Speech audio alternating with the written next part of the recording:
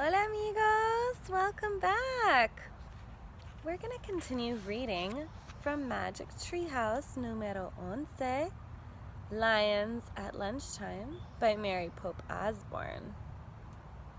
Do you remember what happened at the end of chapter 2? That's right. Yes, Annie had climbed on the ladder, so eager to help the animals migrate. And Jack was thinking, where are the lions? Here's chapter 3, Capítulo 3, Disaster. Page 15, Página 15.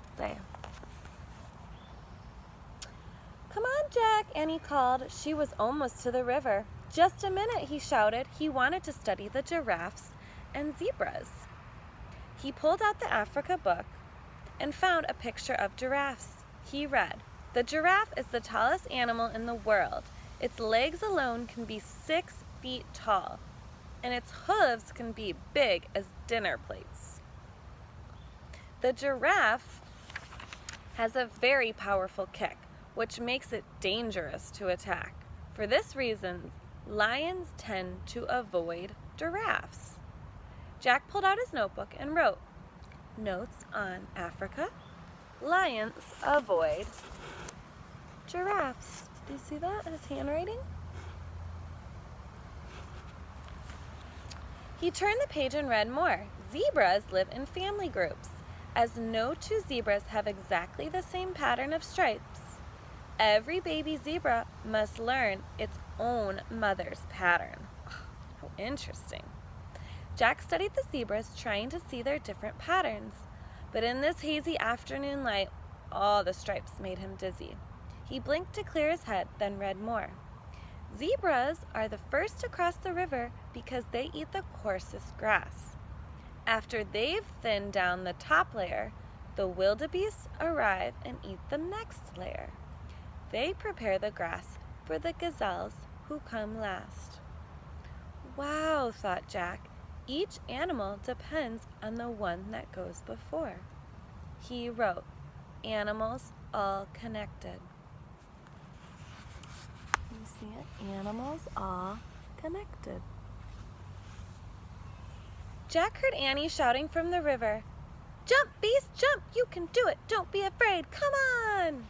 He looked up. Annie herself was jumping as she called to the wildebeest. Jack sighed. "I better stop her before there's trouble," he thought. He put away the Africa book and his notebook, then he jogged toward the river. His pack was heavy and lumpy, bumping against his back. He forgot to take out of the jar of peanut butter and loaf of bread.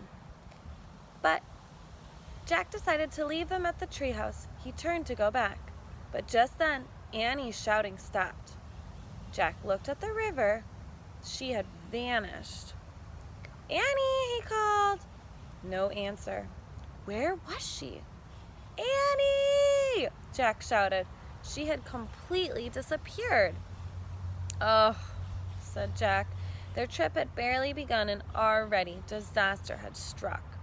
He forgot about the stuff in his pack and he just ran as fast as he could. He wove his way between the grazing zebras and giraffe as he raced to the river. "Help!" called Annie. Chapter 4, Mud Bath. Capítulo 4, Página 20.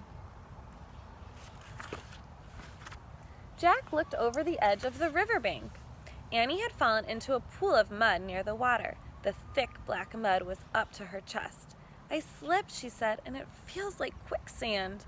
Jack threw down his pack and got to his knees. "Be careful," said Annie. "Don't slip too." Jack pointed to a tangle of old tree roots sticking out of the bank. "Grab those," he said.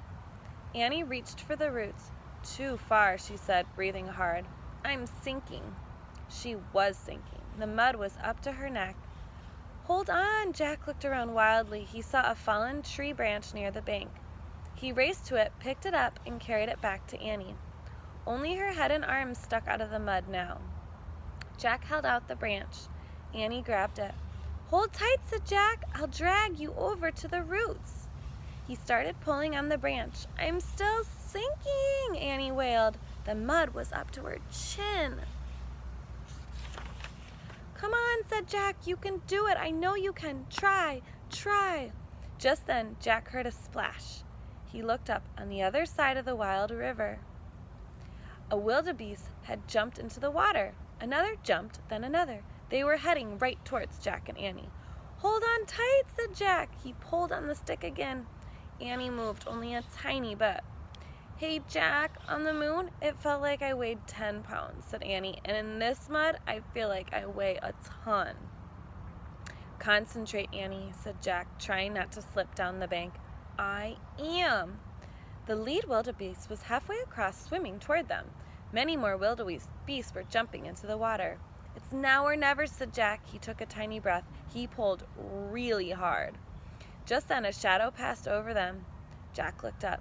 "Uh-oh," he said. A huge vulture circled overhead.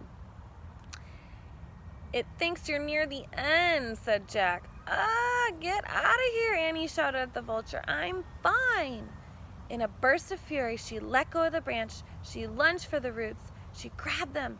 "Yes," cried Jack. "Pull, pull." Slowly, Annie pulled herself out. She was covered with the black mud from head to toe. Jack helped her onto the bank, getting mud all over himself. "See," Annie shook her fist at the vulture. "I'm fine." But the giant ugly bird still circled. "Come on, let's get away from him," said Jack. He pushed his glasses into place. "Rats," he said. Now his glasses were muddy. He tried to clean his hands in the grass. "Oh no," shouted Annie. Jack turned to her. The wildebeests were getting stuck in the mud hole too, she cried. She waved her arms at the wildebeest struggling to swim across the river. "Not here," she shouted. "Not here." But the frantic swimmers kept coming.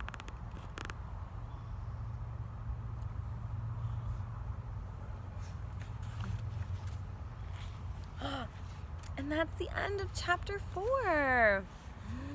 I hope you'll join me for the next 2 chapters out here in the cedar tree. Have a wonderful rest of your day, friends.